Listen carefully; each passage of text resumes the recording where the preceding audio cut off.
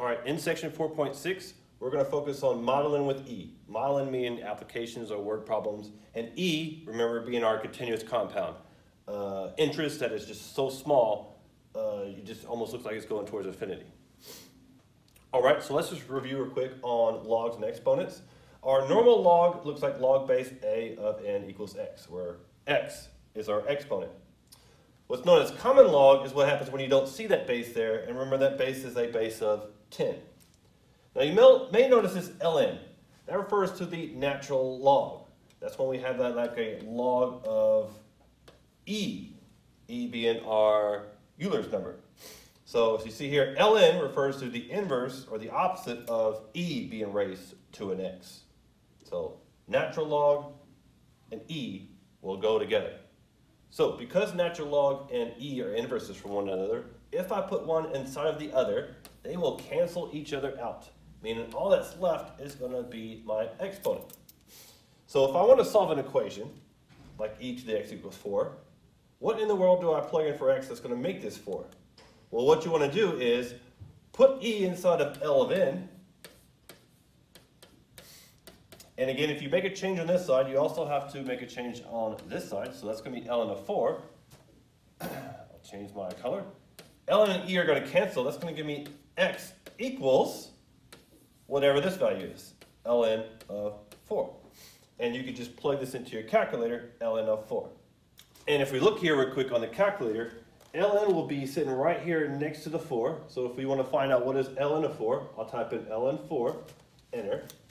And that value is 1.39, rounding up. And again, remember, E is right above it in blue. So I'll have to hit second ln if I want to use E for any of my calculations. So ln right here next to 4 on the calculator. All right, now let's look at a couple word problems. Suppose at 19 years old, you win $100,000 playing the lottery. If you would like to have $1 million when you retire at 67, determine the average rate, I'm looking for this, of return needed under continuous compound. So that means I'm going to use this formula right here with the E, a continuous compound interest. So let's find our variables here. A is how much I'm going to end with. I want to make $1 million. So let's be $1 million for A equals P. P is what I start with. I start with 100,000 times that by E, times that by R, which I don't know, that's my rate, times T, which is going to be, I want 67 minus 19, 48 years. So let's say 48 R. Now I need to solve for R. First, let me move this 100,000 over. So let me divide by 100,000.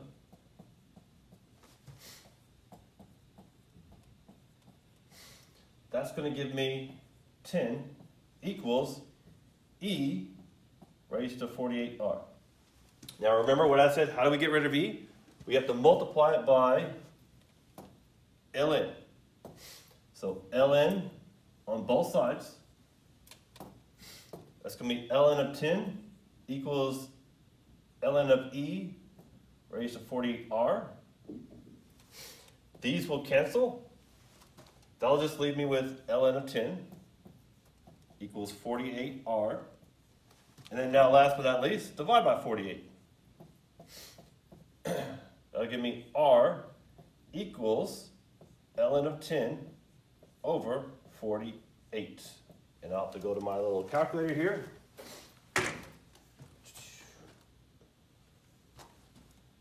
Ln of 10 divided by 48. I get 0.047, we'll say 48, which is roughly, moving that over, 4.8%. So my rate will be roughly 4.8% compounded continuously. Okay, let's look at this next one here. Assume the cost of a gallon of milk is $1.50. With continuous compounding, find the time it would take the cost to be 4 times as much at the annual inflation rate of 5%.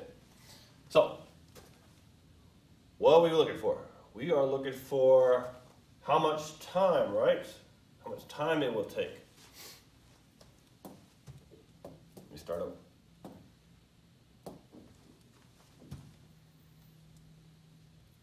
let's look at the next one. Assume the cost of a gallon of milk is $1.50. With continuous compounding, find the time, we're looking for the time, it would take to cost 4 times as much at the annual inflation rate of 5%. Again, continuous compounding, so we're going to use that formula. Let's plug in A. A is this, our original, and we want it to be 4 times that much at the very end. Equals our initial P, which is 1.5 or $1.50, times E. My rate I do know in this one, so it's 0.05, change that to a decimal, but I don't know the time. So I'll also keep that as a T. So let me do my math here.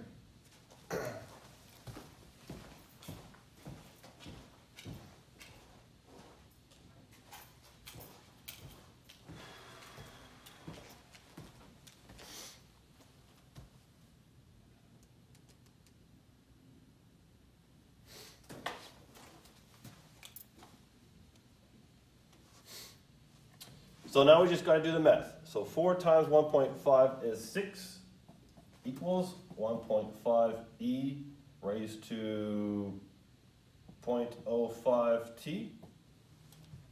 Let me divide by 0.5 on both sides. That'll give me 4 equals e raised to 0.05 t. And again, how do we get rid of e? I'll have to multiply both sides by that ln. That natural log. That's going to cancel. That's going to give me ln of 4 equals 0.05 t. One last step is to divide by 0.05. That's going to equal t. And now I just need to figure out what is ln of 4 divided by 0.05. So I'll bring up my calculator. ln of 4 divided by 0.05. Roughly 27.8 years. So 27.8 is my T. 27.8 years, milk will cost 4 times as much with an inflation rate of 5%. Okay, with this last problem, what you should do is to pause the video, work it yourself, and then play the video to check your answer. So, how long would it take for $100 to grow to $25,000 at a rate of 5.4% if the interest is compounded continuously? Using the same formula like always. Oops.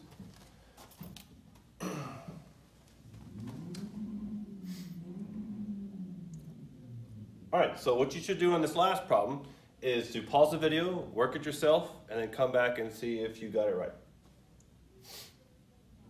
So, how long will it take for $100 to grow to $25,000 at an interest rate of 5.4% if the interest is compounded continuously?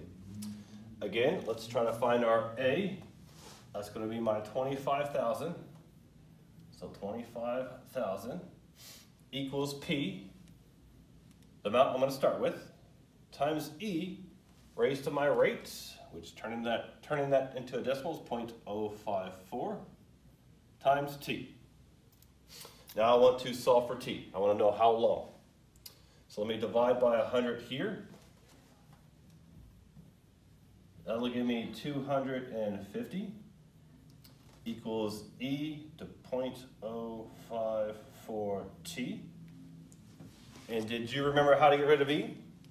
Multiply that by the natural log on both sides. That will cancel.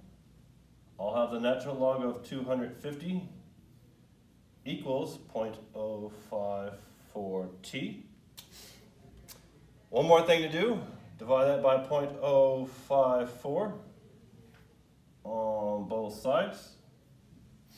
So I get T equals a natural log of 250 over 0.054.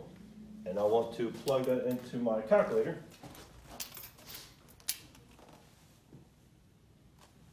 Here. Natural log of 250 divided by 0.054. 102.2 years. It will take you to turn $100 into $25,000 at 5.4% interest, compounded continuously.